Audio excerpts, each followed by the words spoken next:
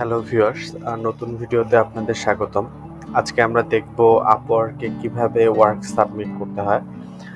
আপওয়ার্কে মূলত দুটোভাবে work submit করা যায়। এক হচ্ছে ক্লায়েন্টকে মেসেজের মাধ্যমে কাজ দিলে উনি হচ্ছে যে এর আগে যে মাইলস্টোন ক্রিয়েট করেছে সেটা হচ্ছে অ্যাপ্রুভ করে দেয়। একটা হচ্ছে নরমাল ওয়ে, আর হচ্ছে আরেকটা হচ্ছে আপওয়ার্কের কাছে ওয়ার্ক সাবমিট করা যায়। তো আমরা আজকে দেখব আপওয়ার্কের কাছে কিভাবে ওয়ার্ক সাবমিট করতে হয়।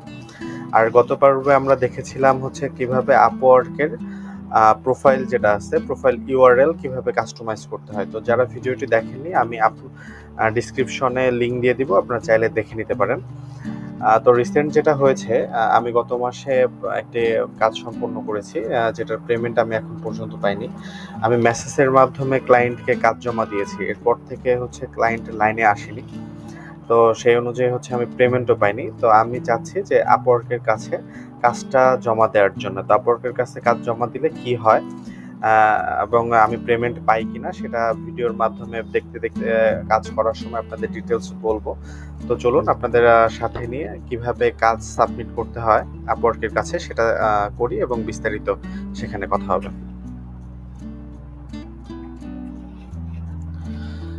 তো এই জন্য আমি প্রথমেই আমার আপওয়ার্ক আইডি লগ ইন করে নিছি। নেয়ার পরে হচ্ছে আমি মেসেজ অপশনে চলে যাচ্ছি, যে ক্লায়েন্ট হচ্ছে আমাকে কাজ করিয়েছে। মেসেজ অপশনে যাওয়ার পরে এই ক্লায়েন্টের কাজ করছি আমি। তো এখানে মেসেজ অপশনে আসার পরে উপরে দেখতে পাবো যে ভিউ কন্ট্রাক্ট নামের একটা অপশন আছে। তো আমরা সেই ভিউ কন্ট্রাক্ট অপশনে চলে যাব।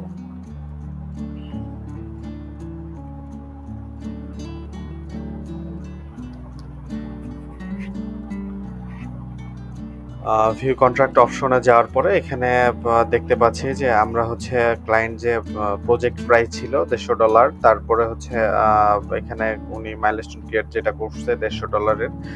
আমি এখন পর্যন্ত কোনো মানি রিসিভ করিনি, কোনো ডলার রিসিভ করিনি এখানে, যেখানে দেয়া আছে। আর এখানে মাইলস্টোন সবকিছু দেয়া আছে, তারপরে ওয়ার্ক সাবমিট ওয়ার্ক দেয়া আছে। তো এখান থেকেই হচ্ছে ওয়ার্ক সাবমিট করতে হবে। উপরে যদি আমরা দেখি এখানে ওভারভিউ, মেসেজ ডিটেলস সহ সবকিছু দেয়া আছে। তো যাই হোক, আমরা যেহেতু কাজ সাবমিট করব, তো সেক্ষেত্রে আমরা ওয়ার্ক সাবমিটে ক্লিক করব। তারপর আমি ওয়ার্ক সাবমিটে ক্লিক করতেছি। এরপরে হচ্ছে এখানে অ্যামাউন্ট আসতেছে, আমি কত ডলারের কাজ করছি। অনেক সময় হয় যে দুটো মাইলস্টোন আকারে কাজ করা যায়, যে যদি $150 প্রজেক্ট হয়, আমি প্রথমত হচ্ছে $50 করলাম, এভাবে 3 ভাগ করে অথবা 2 ভাগ করে করা যায়। তো আমি যেহেতু ফুল প্রজেক্টের কাজটা একসাথে করেছি, তো এই জন্য হচ্ছে আমি এখানে $150 সিলেক্ট করে দিতেছি। আর যদি আদার অ্যামাউন্ট হয়, যদি আমি $50 কাজ করছি, তাহলে এখানে আদার অ্যামাউন্ট লিখে হচ্ছে সেটাই করব। তো এখানে আমি যদি এখানে সাবমিট করি, সেখানে আপওয়ার্কের তরফ থেকে ক্লায়েন্টের কাছে একটি মেসেজ যাবে যে আমি কাজ সাবমিট করছি, সেই কাজ রিভিউ করার জন্য ক্লায়েন্টকে, যে সবকিছু ঠিক আছে কিনা বা কোনো কিছু ক্লায়েন্টের কাছে মেসেজ যাবে। তো ক্লায়েন্টের যদি একটা নির্দিষ্ট সময় পাবে, যে যেমন 10 থেকে 15 দিন, মেবি 15 দিন পাবে। এর মধ্যে যদি ক্লায়েন্ট না রিপ্লাই করে আপওয়ার্কে, বা আমার কাজ যদি রিভিউ না করে, তো সেক্ষেত্রে কি হবে, আপওয়ার্ক হচ্ছে আমাকে ফুল পেমেন্টটা দিয়ে দিবে।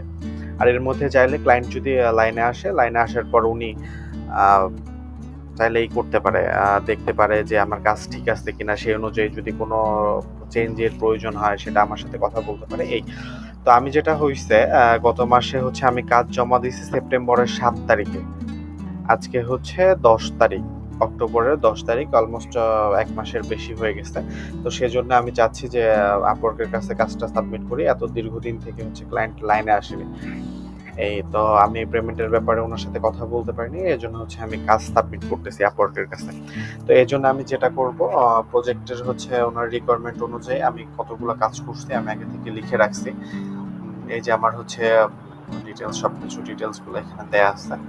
এটা কপি করে বসাইতেছি এখানে, যে হচ্ছে ওনার কাজ ছিল লিড জেনারেশনের কাজ। আমি টোটাল কোম্পানি রিসার্চ করছি 1105টার মতো, এবং লিড পাইছি হচ্ছে 1000। সরি, এখানে একটু ভুল হয়েছে, আমি একটু দেখে বলি যে আমি টোটাল কত লিড পাইছি।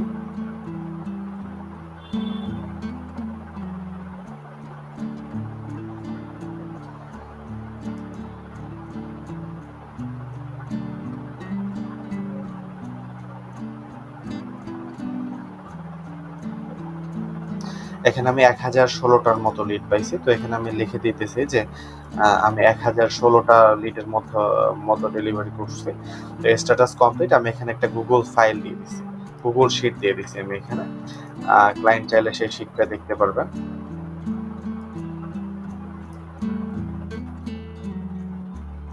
ক্লায়েন্ট চাইলে সেই শিট দেখতে পারবে। এছাড়া হচ্ছে এখানে অ্যাটাচ ফাইল, এখানে এক্সেলও দেওয়া যাবে। তো অনেক ক্লায়েন্ট হচ্ছে গুগল শিটের থেকে এক্সেল শিটটা বেশি প্রেফার করে। তা আমি যেটা করি সেটা গুগল শিটও দিয়ে দিই, তারপরে হচ্ছে এক্সেল শিটটাও আমি দিয়ে দিই। তো ক্লায়েন্টের যেটা ভালো লাগে, অনেকের এক্সেল পছন্দ, অনেকের গুগল শিট পছন্দ। তো যার ওনারটা আমি দুটো অপশনে দিই, ওনার যেটা ভালো লাগে। আমি এখানে গুগল শিটটা দিয়ে দিচ্ছি, এর সাথে আমি হচ্ছে একটা এক্সেল শিট আগে থেকে বানাই রাখছি এই কাজের।